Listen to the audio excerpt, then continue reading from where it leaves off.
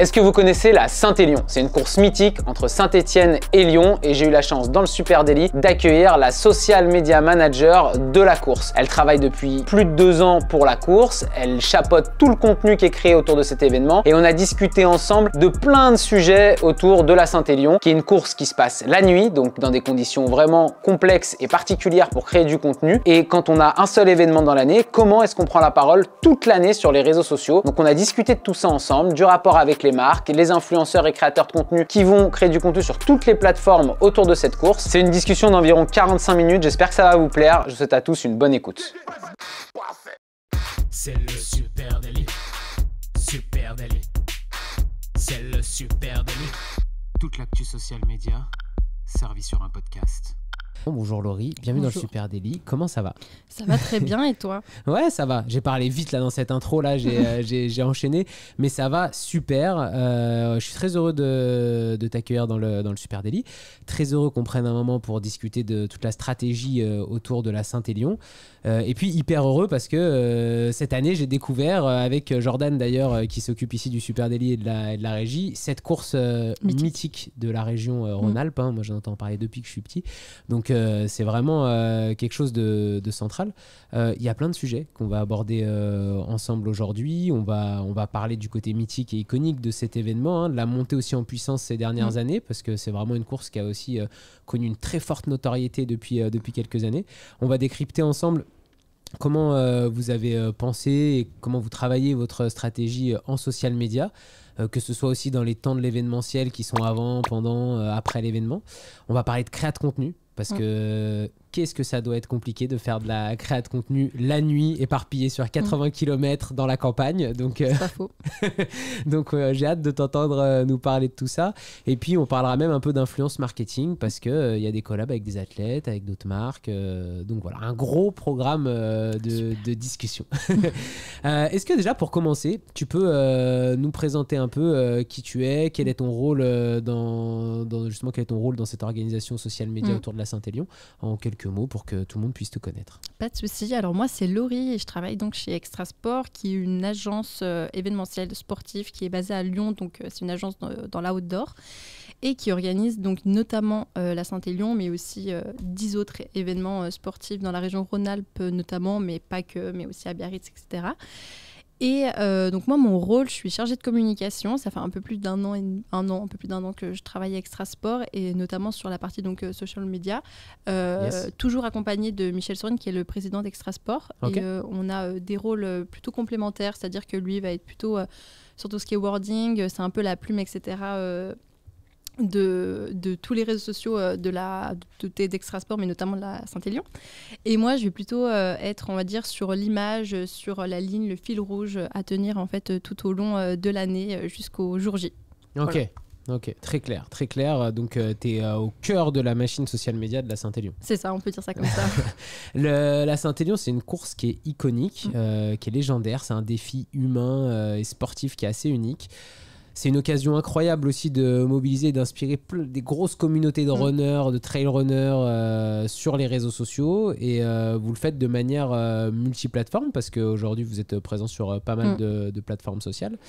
C'est une course qui a été créée en 1952 et tout à fait. Qui est quand même une institution un peu dans le monde de la course. C'est la doyenne. Voilà, c'est ça. La doyenne trail, et elle a été faite par le CTL. C'était à la base une course de vélo, etc. Et depuis 1952. Et ensuite, Extra Sport l'a repris avec Michel, qui est à cette initiative.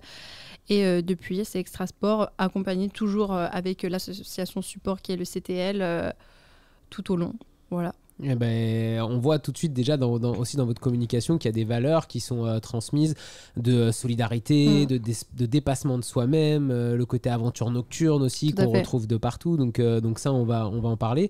C'est une course qui est mythique, parce que tu le disais, c'est la doyenne, mais c'est une course qui a dépassé sa résonance régionale, voire nationale, puisque cette année, vous êtes approché des 20 000 participants. Je crois que vous l'êtes dépassé, je ne sais pas exactement le chiffre. Non, on n'a pas dépassé, mais oui, on est autour de 20 000. L'année dernière, on était à 17 000, donc on a une petite évolution. C'est car on a ajouté 2 formats de course cette année pour la 70e, qui était donc une année anniversaire. Charnière. Exactement.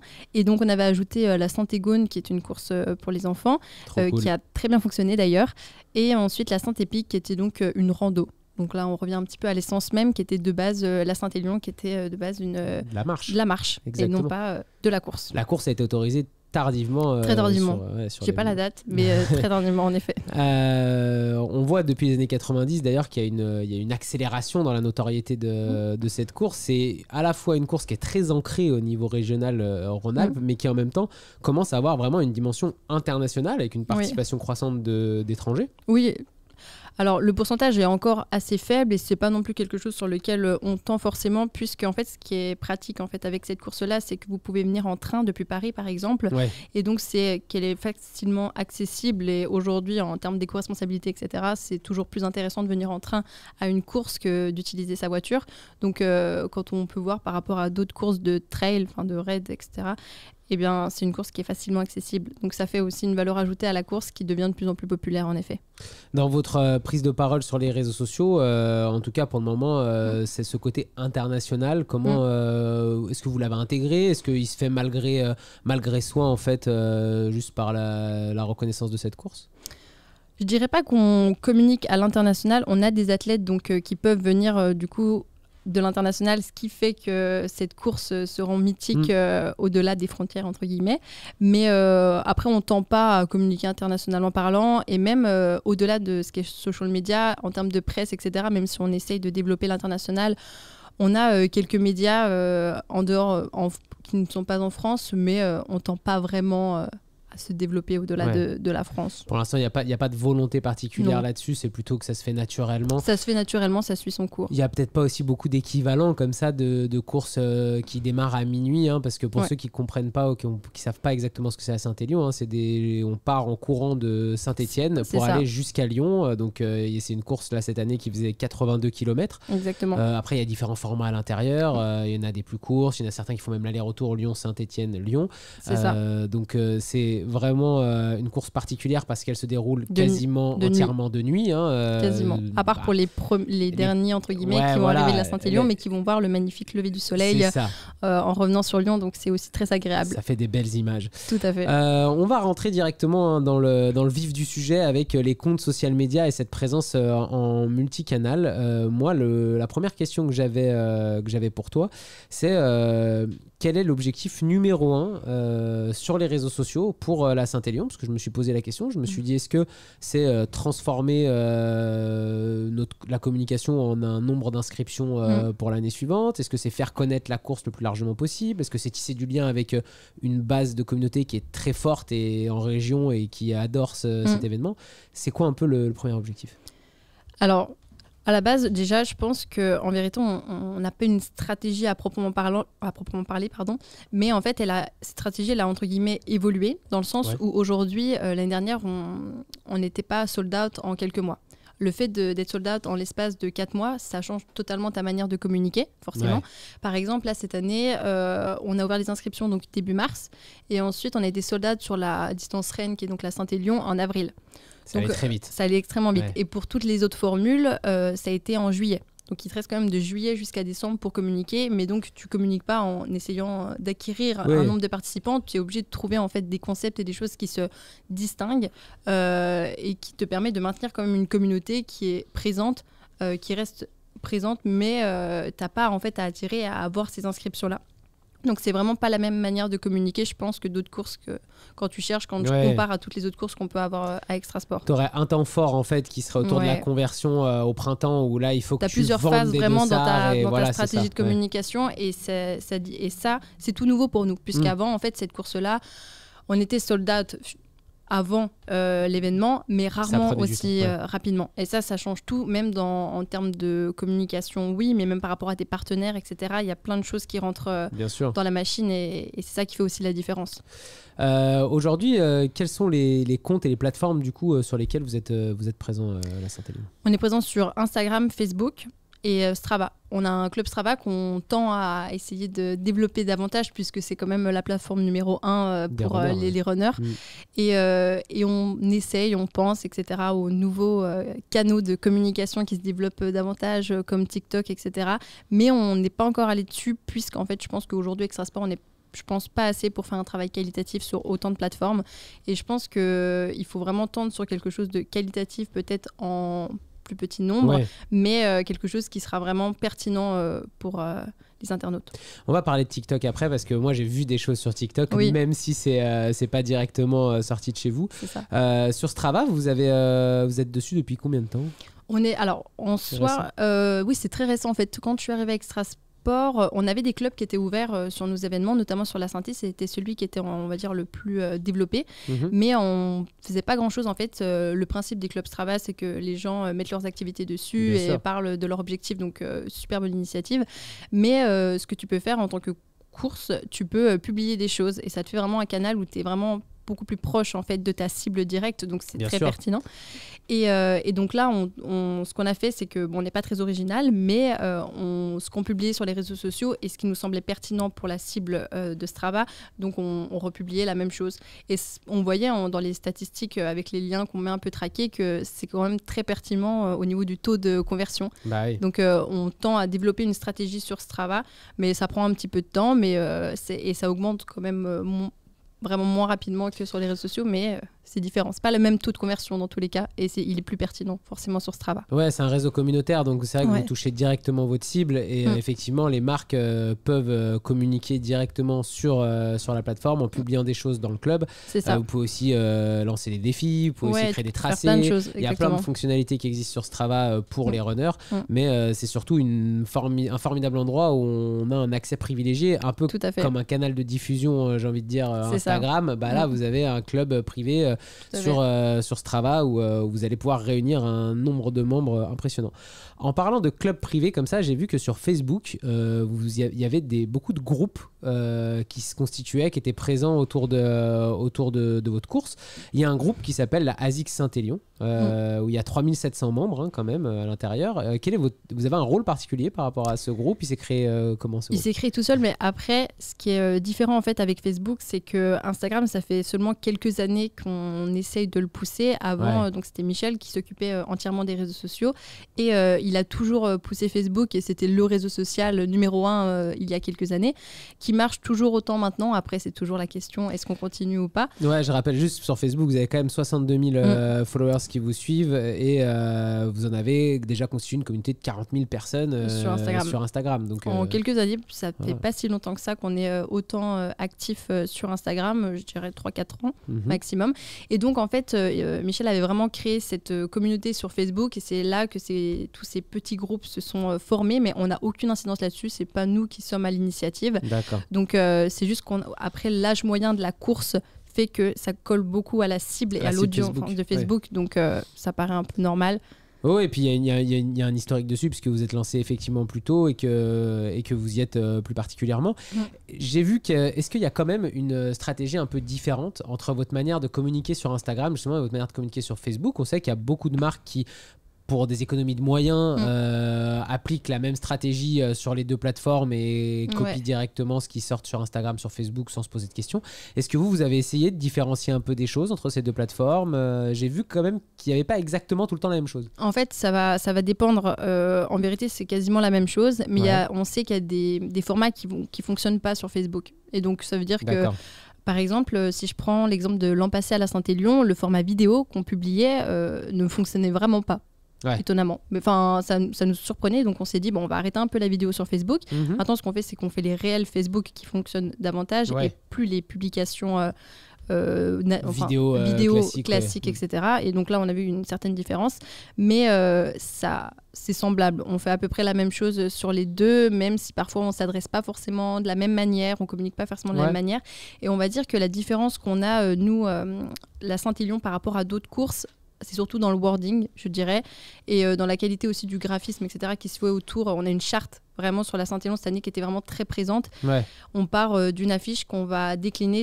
Pour nous, c'est un gros sujet, et on essaye d'avoir cette charte qui soit vraiment partout, autant en termes de production événementielle sur place, tout ce qui est arches, etc., banderoles qu'on peut penser, mais en termes de réseaux sociaux. Et oui, ce que je disais, c'est donc le wording, on y accorde une grande importance, et donc je disais, c'est surtout Michel qui s'en occupe, et on va dire, on essaie toujours d'avoir un ton un peu décalé, humoristique. Il y a toujours la même façon de poser ce wording-là, et je trouve que ça fait cette distinction, et ça personnalise vraiment le compte, et nous différencie, parce qu'aujourd'hui, on voit l'effervescence qu'a la course à pied, et donc la multitude de comptes qui existent aujourd'hui. Et donc, pour essayer de sortir et de se différencier en fait de toutes ces courses, aujourd'hui, c'est compliqué. Donc là, pour nous, c'est un facteur différenciant, c'est le branding, c'est la manière qu'on a de communiquer. Et on va dire que c'est la différence principale, je pense, par rapport à d'autres courses aujourd'hui qui vont, entre guillemets, rester plutôt plats et lisses, oui. et que nous, on va essayer de sortir, de se différencier avec des petites, de l'ironie, etc., qui sortent un peu différentes. Ouais, on sent que c'est pas une tonalité qui est lisse, la Saint-Élion, mais en même temps, c'est pas une course qui est lisse non plus, donc ça va avec. Ouais. Vous avez d'ailleurs des communautés qui sont très engagées, que ce soit sur Facebook ou sur Instagram, hein, vous avez des communautés vraiment engagées. Comment c'est géré ça aujourd'hui? Est-ce que sur, par exemple, l'animation communautaire, la modération, est-ce que vous mettez en place aussi en story, peut-être avec des stickers d'interaction avec la communauté? Comment, qui s'en charge? Comment ça fonctionne? C'est quoi un peu l'idée derrière? C'est un peu compliqué en fait, parce que alors, du coup, il y a un an en arrière, il n'y avait pas véritablement de modération. C'est-à-dire qu'aujourd'hui, on a aussi à Extrasport un pôle relations participants qui s'occupait de répondre à tout ce qui était DM, etc. Puisque la plupart des questions, c'est très technique. Des questions pratiques. Des questions pratiques, voilà. Et donc, il n'y a pas forcément besoin d'avoir un certain style particulier. Oui. Mais en termes de, du coup, les commentaires, etc., on essaye de plus en plus de répondre comme on peut, mais donc, on n'est pas beaucoup. Donc là, mais on tend vraiment à essayer de... On sait que c'est une grosse partie, ça aide l'algorithme, il y a tout. Donc, c'est quelque chose sur lequel il faut qu'on travaille davantage, je pense. Mais par exemple, Michel, lui, va vraiment plutôt s'occuper des commentaires Facebook, où là, il va prendre le temps de répondre. Et moi, je vais plutôt être sur Instagram où on va essayer de répondre un maximum. Mais je pense qu'on pourrait être encore plus efficient là-dessus. C'est quelque chose qu'on doit encore retravailler. Ah, c'est le cœur du moteur. Il faut y aller là pour 2025. Ah non, c'est clair. D'ailleurs, en parlant de 2025, j'ai vu que sur votre bio Instagram, vous êtes déjà passé à l'année prochaine. La course, elle a lieu, on l'a pas dit d'ailleurs, mais là, c'est ce qui fait aussi le côté mythique de la course. Mais la course, elle a lieu le dernier week-end de novembre et sur décembre. Et là, ça sera sur le 30 novembre, en effet. C'est donc une période de l'année où il fait très froid aussi. Hein. Je peux vous dire qu'on s'est bien caillé, même si cette année, les conditions ont été vraiment cool par rapport à d'autres années. Ah, clairement, ouais. C'est des conditions idéales. Il faisait 2 degrés. Mais pas de neige. Il n'y avait pas de neige, pas de pluie. C'était pas trop la gadoue, donc c'était cool. Mais du coup, pour revenir à votre bio Instagram, j'ai vu que vous aviez déjà basculé sur l'année prochaine avec une bio qui annonce les dates justement de 2025, les formats de course et puis un petit lien Linktree avec tous les différents endroits où on peut aller prendre de l'info. Oui, c'est ce qu'on fait à peu près sur chaque event. En fait, c'est à peu près 2 ou 3 semaines après la course. Et on va directement changer puisqu'en fait, on capitalise un maximum sur le avant-pendant et les 3 semaines, 1 mois après où les gens vont revenir sur le compte, venir revoir les photos, les réels. Et directement, ils ont la date. Et comme ça, on sait que voilà, ils sont au courant. Et c'est bon. Alors, on va parler, là tu viens de parler justement du avant, pendant, après. On va discuter un petit peu de ces temps de communication, puisque sur de l'événementiel, c'est très souvent comme ça. Il y a le avant avec toute la partie teasing où tu en parlais. Il y a l'ouverture des inscriptions au mois de mars, au printemps. Donc ça, c'est un temps fort aussi autour duquel vous capitalisez. Pardon. Et puis, au fur et à mesure de l'année, on va se rapprocher de plus en plus de la course jusqu'à ce fameux week-end où là, c'est hyper intense. Et puis après, comment on l'a fait vivre pendant 2-3 semaines. Je veux bien que tu nous parles un petit peu de ça. Déjà, la partie teasing, là on y est. 1 an avant, vous commencez déjà à teaser dans la bio. Donc, est-ce que cette partie teasing, elle commence 1 mois après la course? En fait, on est déjà dans le teasing de l'année suivante? Alors du coup, je vais prendre l'exemple de l'année passée, puisque là, on n'a pas encore trop défini, mais vu que oui, on sort de la synthé de cette 70e. L'année dernière, ce qu'on avait fait, c'était qu'1 mois avant, vu qu'on savait qu'on partait sur une édition anniversaire, on était parti, on s'est dit, on va dans nos messages clés, il y avait cet historique sur lequel on voulait communiquer. Et donc, ce qu'on a décidé de faire, c'était une petite vidéo à peu près 1 mois avant l'ouverture des inscriptions, donc fin février. Enfin, au début mars. L'ouverture des inscriptions, il me semble qu'elle était le 23 mars. Par rapport à l'année dernière. Et donc là, on était parti sur un réel. Attention, l'ouverture. Enfin, on n'a pas forcément précisé quand est-ce qu'elles allaient ouvrir, mais juste on a communiqué sur l'avant 1952, l'histoire de la course, des photos du coup de 1952, et on a commencé. Et c'est juste quand on est apparu comme ça faisait 2 semaines qu'on n'avait rien posté sur la synthé, et on est arrivé directement avec cette vidéo-là qui a vraiment clairement très bien fonctionné. Et ensuite, ce qu'on fait, c'est que directement, en fait, tous nos posts sont un petit peu programmés, on fait un peu la même logique sur sur tous nos events. Et donc là, après, ouverture des inscriptions et ensuite, on découle. Après, en fait, à vrai dire, sur la Saint-Élion, on n'a pas de stratégie, comme je disais au début, à proprement parler. En fait, on essaie de suivre une ligne directrice, mais on va dire que Michel est très spontané dans les contenus qu'il a. Il a cette connaissance du trail et de tout ce qu'il y a autour. Il aime jouer sur l'actualité et c'est ce qui fait aussi la différence. Donc, on a une petite stratégie en amont. Et ensuite, tout au long, jusqu'à l'événement, on a des obligations au niveau des partenariats, bien sûr, qui aujourd'hui, c'est un très, très gros bloc pour nous, tout ce qu'on fait avec nos partenaires, mais on aura peut-être l'occasion d'en parler après. Et donc là, on va plutôt jouer sur l'actualité, sur ce qu'on a envie. On n'a pas de choses qui sont clairement définies un mois à l'avance, mais même si on tend à essayer de créer un planning édito qui est de plus en plus peaufiné et clair. Sur cette partie teasing, moi j'ai quand même vu des choses que j'ai bien aimées et qui étaient intéressantes. Il y avait notamment des partages de récits un peu inspirants avec alors ça s'appelait ils ont fait l'histoire de la Saint-Élion. Les Pantélions. Ouais. C'est à l'initiative de Michel et j'ai trouvé ça plutôt bien. À la base, j'étais un peu sur la réserve et finalement j'ai trouvé ça il y avait à peu près une dizaine de publications, ça revenait sur des personnes emblématiques de la Saint-Élion. Ouais. Donc ça peut partir de Casquette Verte à Manu Messa, etc. C'est des personnes qui avaient fait 3-4 fois la Saint-Élion, qui l'avaient remporté ou plusieurs fois, en tout cas qui étaient sur le podium, mais qui avaient une histoire, une petite valeur ajoutée avec cette Saint-Élion. Et finalement, ça a plutôt très bien fonctionné et ça a resté dans notre stratégie d'aller jusqu'à cette 70e. On avait un musée aussi lors de cette 70e qu'on n'a jamais eu auparavant. Et donc, ça allait vraiment dans la suite logique et ça a plutôt bien fonctionné. Ouais, j'ai bien aimé moi ce côté-là, justement, vu que c'est une course historique qu'on retrouve dans l'édito. Tout à fait. Ce côté un peu historique, des récits d'anciens. J'ai vu aussi passer, alors je suis pas sûr que ça sortait de votre compte parce que je l'ai vu passer comme ça, mais une interview de justement un participant qui avait participé aux premières Saint-Élion. Oui, c'était Roger, oui, en effet. Ouais, c'est ça. Oui, c'est ça. Il a été interviewé par un de nos partenaires et en effet en plus la vidéo a très très bien fonctionné et c'était donc le premier Roger Bénétière premier de cordée, exactement, et on avait fait une petite publication sur lui au tout début et en effet il est venu à la Saint-Élion, il a même remis le prix à Thomas Cardin, donc le premier lors de la remise des prix. Okay. Donc, ouais. Trop cool. Ben ça, j'ai trouvé ça super intéressant dans cette partie teasing de raconter un peu l'histoire aussi de la Saint-Élion. Et je pense que c'est quelque chose effectivement qui peut donner envie d'aller s'inscrire, de participer à cet événement-là qui est un événement historique. Tout à fait. Mais c'est ce qui fait aussi la différence par rapport à d'autres events. Il y en a qui vont jouer sur la nouveauté, etc. Nous, on va plutôt jouer sur c'est la doyenne, c'est la première. Vous venez et jouer sur tout ce qui est du coup ancien, etc. Et c'est vraiment ça qui fait la différence. On va rentrer en détail de comment maintenant l'événement il est diffusé parce que on va parler après de la création de contenu à proprement parler, mais là déjà rien que sur la diffusion, c'est diffusé en direct en digital sur plusieurs, avec des partenaires sur plusieurs plateformes même, je crois. Oui, on a un live. Oui, on a un live, il me semble que ça fait la 3e année, j'étais pas là auparavant, mais il me semble en tout cas que ça fait la 3e année. Et en effet, là, cette année, on a été diffusé sur BFM, l'équipe live, et bien sûr sur nos plateformes à nous, YouTube, Facebook, et aussi TV Mont Blanc. Il me semble, si je dis pas de bêtises.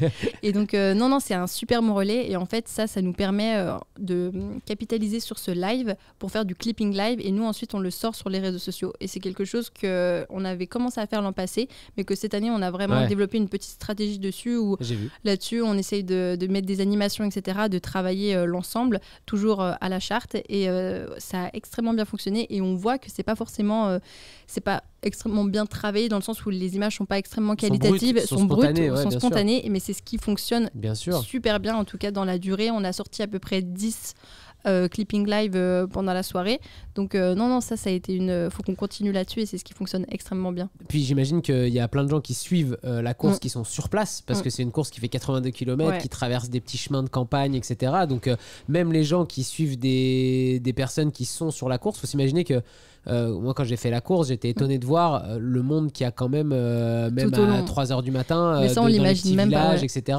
Je pense que pour des gens qui n'ont jamais vu des courses comme ça, on s'imagine pas du tout ça. ça. Moi, en tout cas, je me l'imaginais pas.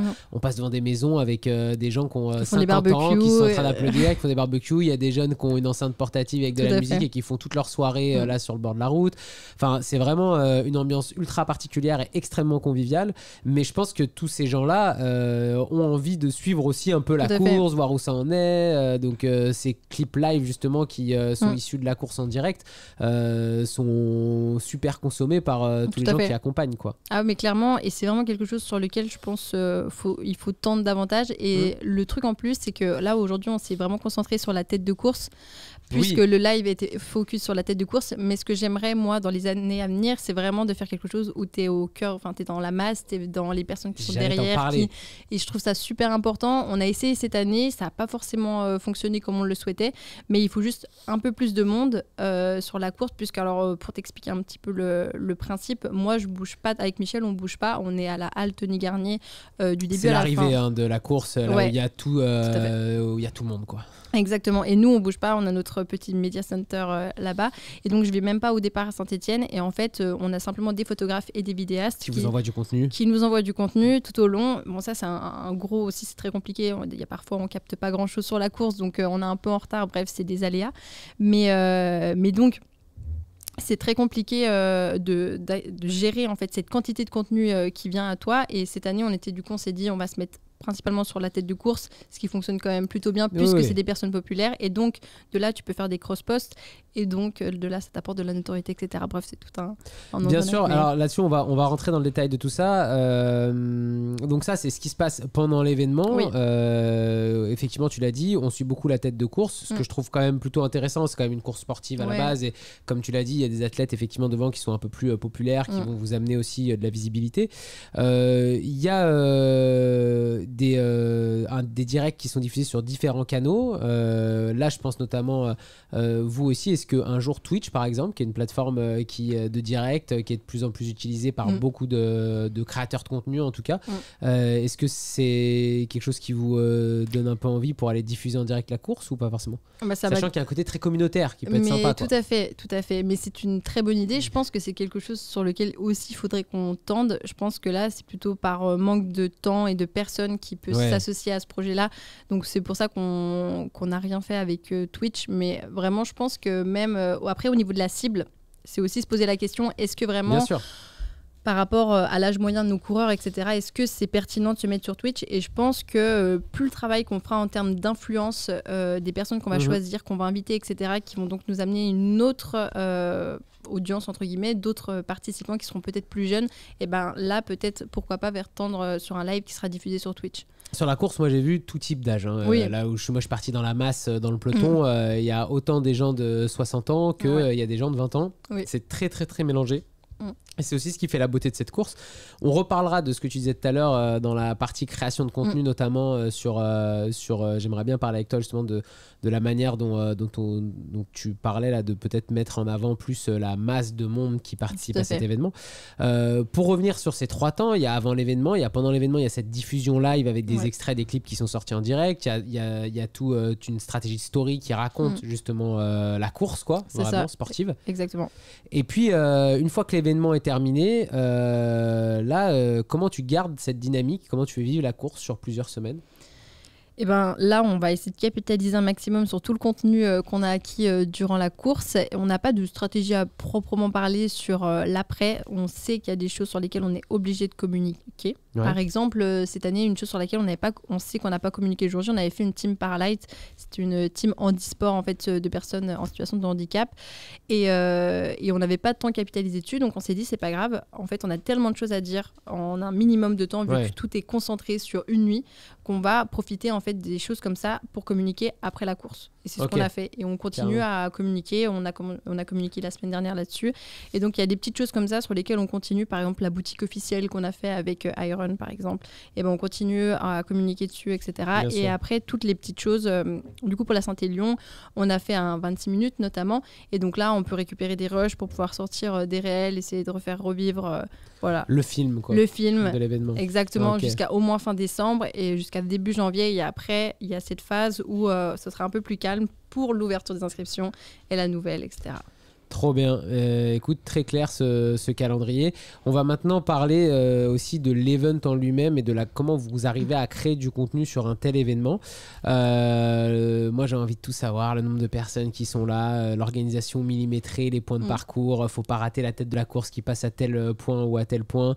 Comment on organise tout ce monde entre eux. Et puis, d'abord, pour commencer, j'aimerais que tu nous racontes, toi, en tant que SMM de la course, c'est quoi ta journée le samedi de la course? Raconte-nous, je veux savoir à quelle heure tu arrives au Media Center et à quelle heure tu repars du Media Center.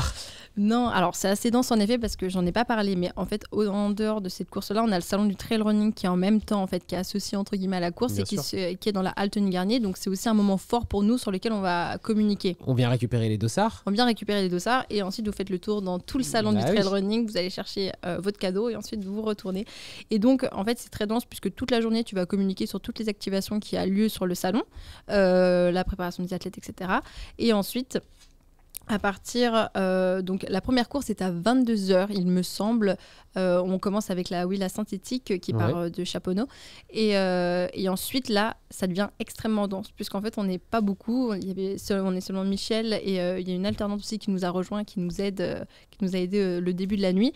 Et donc là, de à peu près 22h, je pense, jusqu'à 3h du matin, tu reçois un max de contenu de tous les côtés, puisque tu as en fait les courses qui partent toutes les 30 minutes à différents endroits. Il y a différentes distances de courses. Il y a des courses plus courtes qui partent dans la soirée et qui arrivent assez rapidement au final à la Tony Garnier. Tout à fait. Et puis il y a la grande course qui part de Saint-Etienne aux alentours de 23h30 minuit et les premiers arrivent vers 5-6h du matin. C'est ça, les plus rapides mettront moins de 6h. Voilà, c'est ça. Et après, des gens arrivent jusqu'à 17h le soir, quoi. Mais du coup, on a une partie avec Michel entre vraiment 22h30 et 1h du matin où c'est extrêmement dense et on a un tas de contenu et on ne sait pas forcément comment l'utiliser, même si au bout d'un moment et au fur et à mesure des années, Michel il sait comment structurer et comment communiquer. Oui, il a l'expérience qui font que c'est plus simple. Mais donc là en fait moi j'ai anticipé un petit peu tout ce que je vais publier. Donc après tu fais course par course, tu essayes de faire à l'heure, etc., de faire dans les 10-15 minutes qui suivent le départ. Mais après, c'est compliqué puisqu'en fait, donc, toutes les personnes sur place, nous, on a à peu près, on n'a pas tant de photographes que ça, on en a seulement 2 sur le parcours, enfin 3 sur le parcours, mais seulement 2 qui nous envoient des photos en direct. C'est pas tant. C'est pas tant du tout. Et il faut savoir aussi qu'on n'a aucune prod quasiment... de audiovisuel en fait sur place, puisqu'en fait tout ce qui est audiovisuel c'est géré par un de nos partenaires, donc la région, qui vont créer l'after movie et le 26 minutes qu'on va publier plus tard. Donc on vous envoie pas de vidéo quasiment. Tout le long de l'événement. Non, du tout. Donc il va falloir remédier à ça, le social media et vidéo maintenant. Exactement, c'est ça. Non mais après ça fonctionnait plutôt bien et là on a le clipping live sur lequel on essaie de un maximum de capitaliser.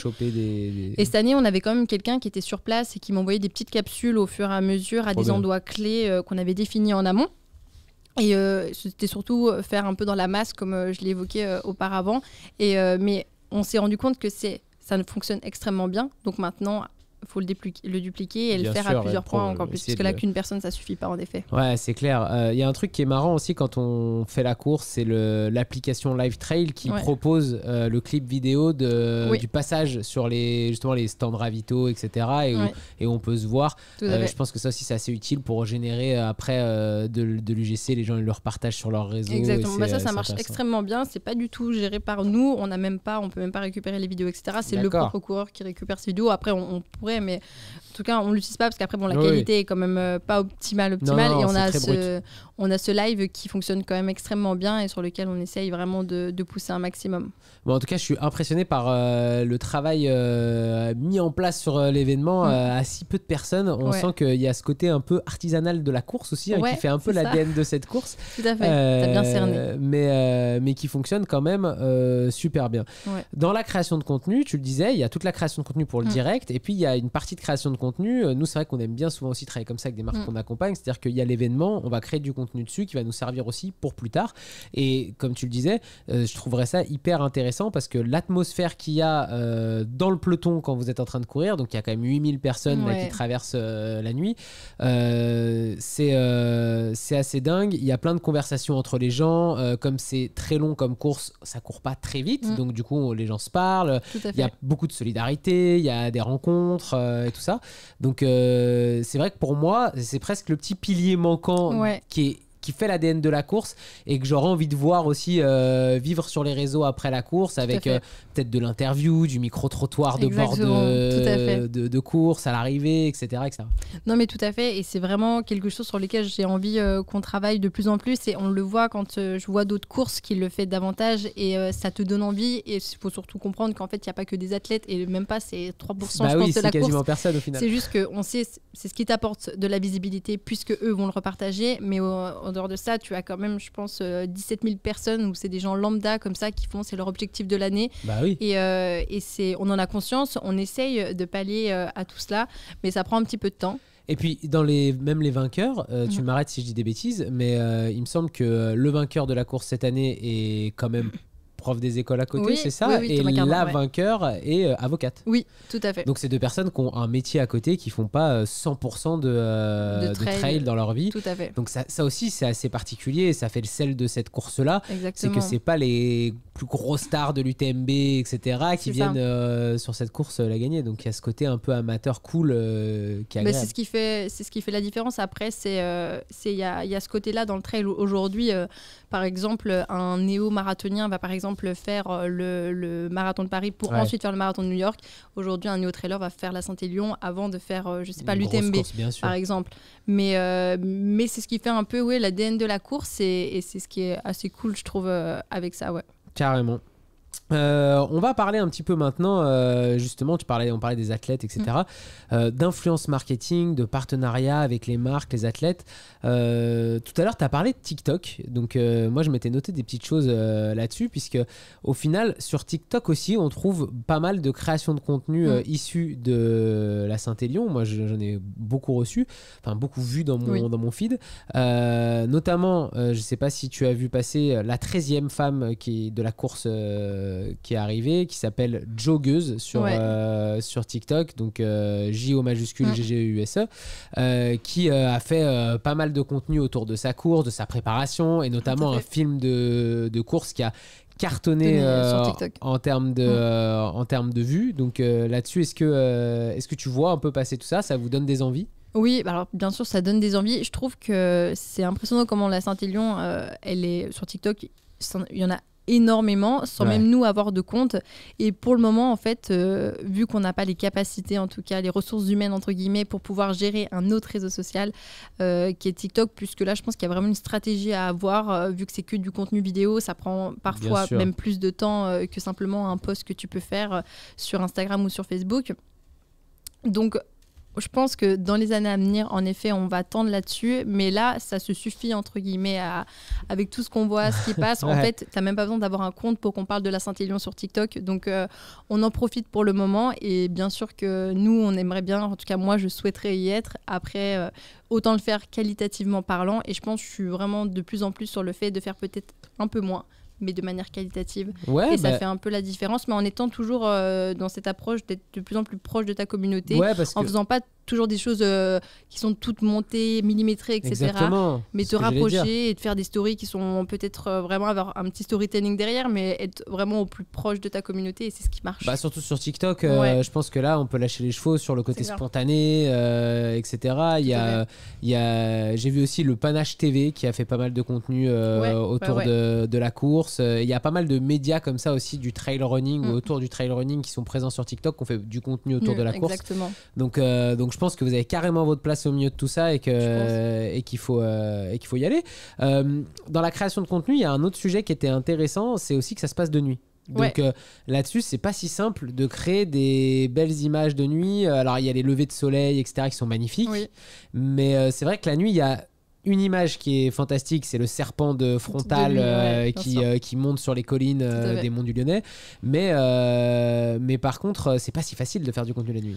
Bah non, et donc ça nous rajoute déjà qu'en fait on a du mal à faire du contenu tout au long de la nuit. Le fait d'être de nuit, c'est juste que bien sûr les gens tu les interromps pas comme ça, tu les vois pas au loin, etc. Donc non, c'est beaucoup plus compliqué, c'est un truc en plus qui s'ajoute, mais finalement ça fait toute la beauté de la course, et c'est ce qui fait que tu vas peut-être aller sur une Saint-Élion au lieu d'aller sur une autre course, quoi.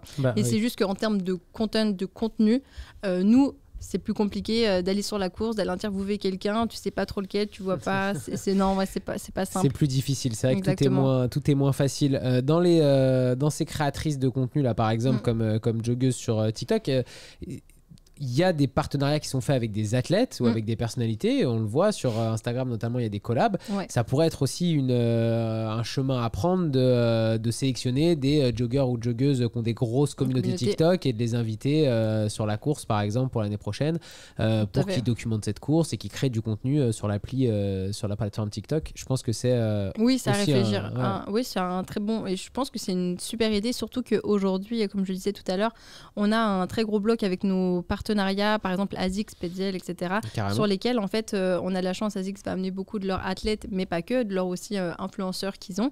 Et donc là, ça nous fait énormément de notoriété et qui vont raconter leurs courses, etc. Il y a plein d'athlètes que je ne pensais pas qu'ils allaient venir et qui sont venus grâce à nos partenaires.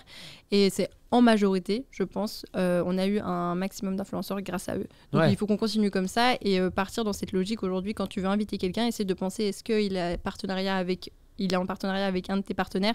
Et là, c'est toujours plus simple, ça facilite, etc. Bien sûr. Bah oui, t'en parles, vous avez pas mal de partenariats avec des marques. J'ai vu des posts collabs sur Instagram avec la région Rhône-Alpes. Oui, avec notamment. Iron, avec le média Uptrack, ASICS, Trails Endurance et avec Petzl. Comment sont noués ces partenariats-là de marques? Est-ce que vous contractualisez un nombre de posts en collab sur la course, autour de la course, enfin autour de l'événement?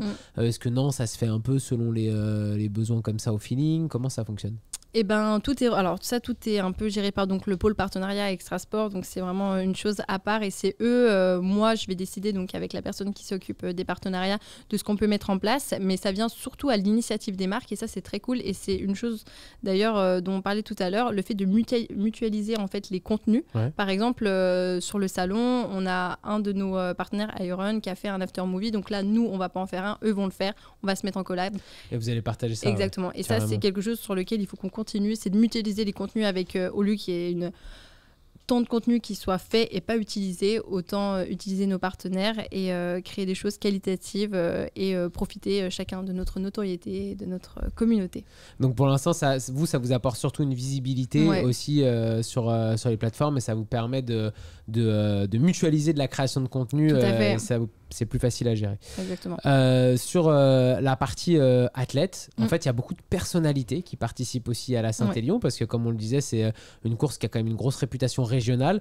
Donc, on se retrouve avec aussi, et c'est assez drôle, des personnes qui ne sont pas issues du trail running, mais qui participent à la course parce que c'est des régionaux, un peu comme on dirait sur le Tour de France, les régionaux de l'étape. Tout à fait. Moi, j'ai vu, il y avait Maxime Gonalon, ancien footballeur de l'OL, qui a une belle communauté. Il y a Lilian Calmejane, qui est un cycliste professionnel, voilà, qui a participé. Et j'ai vu du coup qu'il y avait vous faisiez des cross-posts avec ces personnalités-là. Comment vous les sélectionnez? Est-ce que vous êtes au courant avant? Est-ce que ça se fait un peu comme ça à l'opportunité? Comment ça se passe?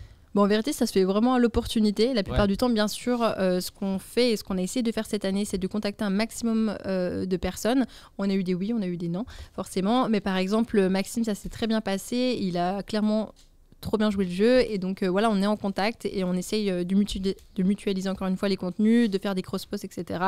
Et non, c'est lui qui est venu puisqu'il avait fait un de nos autres événements, le Lutte by Night, et il est donc venu ensuite sur la santé parce qu'il avait adoré du coup son expérience et donc là on a continué et si ça l'intéresse, il va revenir sur d'autres de nos événements. Moi je rêve de voir une figure de l'AS Saint-Etienne et une figure de l'Olympique Lyonnais faire la course dans la course. Ça serait marrant, je pense que ça serait hyper très, drôle, très drôle à faire parce que je trouve que ça va avec le côté un peu marrant de cette course, le côté un peu ironique, un peu mais en même temps très solidaire. Voilà, on en joue, ça pourrait être drôle.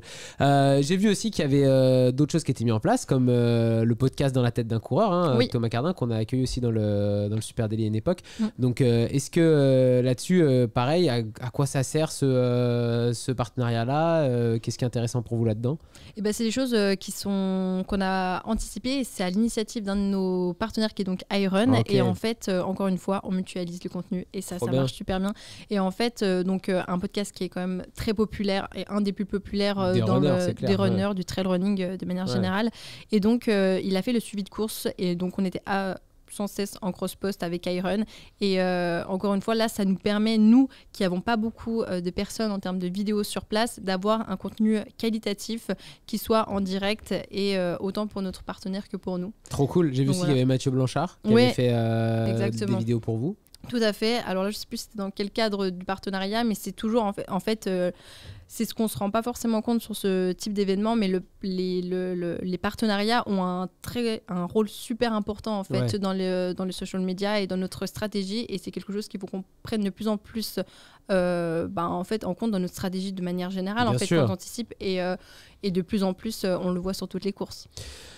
Bon, beaucoup de choses dont on a discuté, dans cet épisode, avec notamment là, beaucoup de collaborations qui sont mises en place. Moi, il y a un dernier petit bout que je voulais aborder avec toi. C'est la difficulté aussi quand on a un gros événement comme ça qui se déroule, donc comme on l'a dit, 82 km au milieu de la nuit, c'est un énorme momentum. Ouais. Comment après on arrive à faire vivre ces comptes toute l'année? Qu'est-ce qu'on raconte au niveau de l'édito? Est-ce qu'il y a des conseils de préparation et des interviews d'anciens participants, des focus sur les coulisses, des histoires de l'intérieur de la Saint-Élion et d'anecdotes, etc. J'ai l'impression qu'il y a plein de pistes possibles. Aujourd'hui, comment vous le traitez? Comment ça se passe? En vérité, c'est un petit peu compliqué parce qu'au fur et à mesure des années, tu fais un peu la même chose, même s'il y a des recettes qui marchent toujours, que tu reproduis d'année en année, mais il faut toujours faire toujours mieux, toujours différent, etc. Et essayer de toujours se renouveler afin de se démarquer en fait de la concurrence et de ce nombre de courses qui fait qu'évoluer. Mais donc tout au long de l'année, donc on a, comme je t'ai dit, par exemple, on a plusieurs phases sur une Saint-Élion. C'est pas comme sur un autre événement où t'es pas sold out aussi rapidement. Ouais. Et donc dans la première phase, t'es focus inscription, et donc là tu vas vraiment mettre en avant ta course en montrant le plus beau de ta course, etc. Après, quand tu es dans ta deuxième phase où tu as donc déjà ta première course qui est sold out, là tu vas plutôt communiquer sur l'entraînement, mais sur des personnes mythiques comme on a fait, ce qui nous a bien occupé sur plusieurs mois, les Pantélions, donc sur les personnes emblématiques de la Saint-Élion. Et voilà, on va essayer de trouver, d'aller chercher des concepts différents à chaque fois, mais il faut quand même se creuser les méninges pour essayer de trouver des choses pour se renouveler d'année en année, et c'est ce qui fait vraiment la distinction sur les différents comptes de course aujourd'hui. Hyper intéressant, merci beaucoup Laurie pour tout cet échange passionnant. Avec plaisir. On aura bien, je pense, compris dans cet épisode l'authenticité de cette course à travers sa communication aussi sur les réseaux sociaux. Je pense qu'il y a plein de choses à retenir de comment bien gérer une communication événementielle dans la discussion qu'on a eue aujourd'hui. Donc j'espère que ça pourra inspirer ceux qui écouteront cet épisode. Si jamais vous avez d'autres questions pour Laurie et pour la Saint-Élion, n'hésitez pas à aller vous abonner @ASICSaint-Élion sur Instagram ou sur Facebook. Vous pouvez aller lui poser des questions directement à elle. Sinon, nous, si vous avez envie de nous en poser d'autres, @Supernative, vous le savez, on est présent sur toutes les plateformes sociales. Et puis ce podcast est disponible dans une plateforme de podcast, donc n'hésitez pas à nous mettre une petite note, un commentaire, ou même à partager cet épisode à un de vos potes runners que ça peut intéresser. Et je suis sûr qu'il y a des community managers, social media managers, runners qui nous écoutent, donc ça va les intéresser. Et puis sinon, on est tous les jours en direct sur Twitch, donc à chaque fois, le mieux, c'est de passer en direct sur Twitch pour pouvoir poser vos questions. Merci beaucoup, et on se retrouve demain pour un nouvel épisode. Merci.